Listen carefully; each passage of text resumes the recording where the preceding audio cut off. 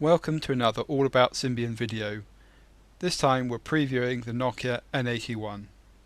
The N81 is an N-series phone with a music and gaming focused. It was announced at the end of August at Nokia's Go Play event in London.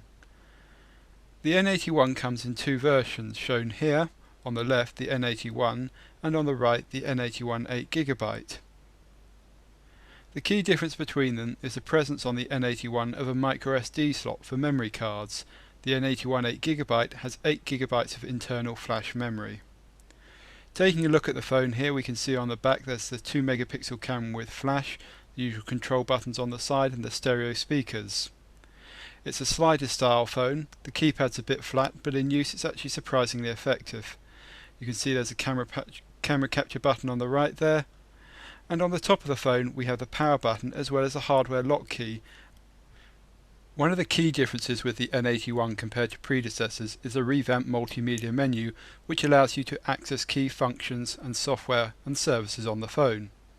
You can see in the video here, if we press the multimedia key, it brings up the multimedia menu, which is a carousel effect. You navigate around this carousel using the D-pad.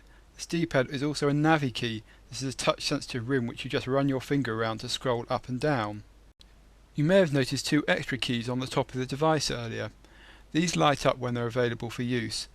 They're only used in a certain number of applications, one of which is gallery. You can see here it's used for zooming in for images, but its main use is in N-Gage gaming, which we'll be covering next. Some of you may recognise the N-Gage name from Nokia's early gaming dedicated device. This time round, N-Gage is a gaming platform that runs on a variety of Nokia devices, including the N81, which is one of the launch devices. The N-Gage application is the home centre for all N-Gage activities on the device. You can see your user profile, add gaming friends, and, more importantly, download and buy games directly on the handset, although downloading and sideloading from the PC is also supported.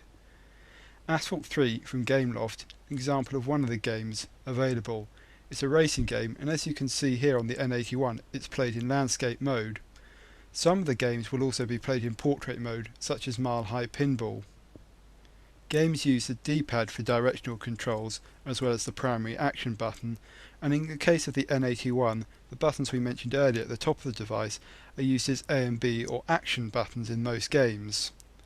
There are a number of other launch titles, including this pool game from Gameloft, as well as a Breakout clone, FIFA Soccer, Brothers in Arms and Creatures of the Deep. Indications are that the games will cost from €6 to €10. They can also be rented for short periods of time for a smaller amount. Times of 1 day and 1 week are set to be supported. Many of the games take advantage of the hardware of the phone. For example, in Creatures of the Deep, a fishing game, you use the camera to cast your fishing line, and the vibration function is used to provide feedback.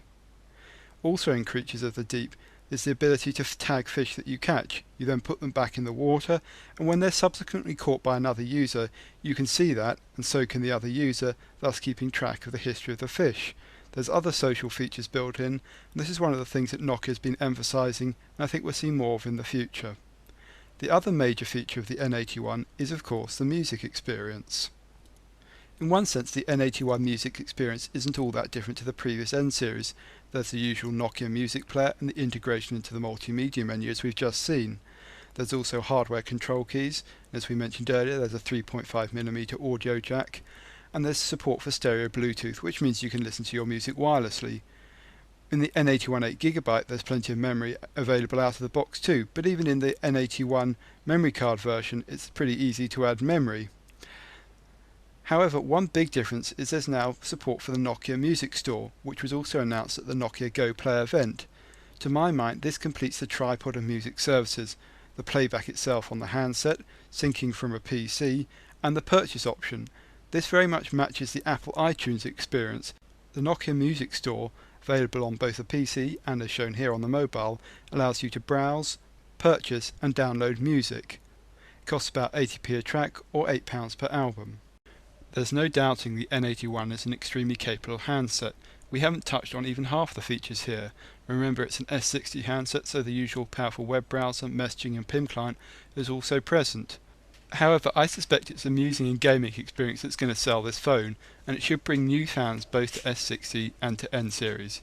Check back in a few months when we'll have a full review of the N81 once it becomes publicly available.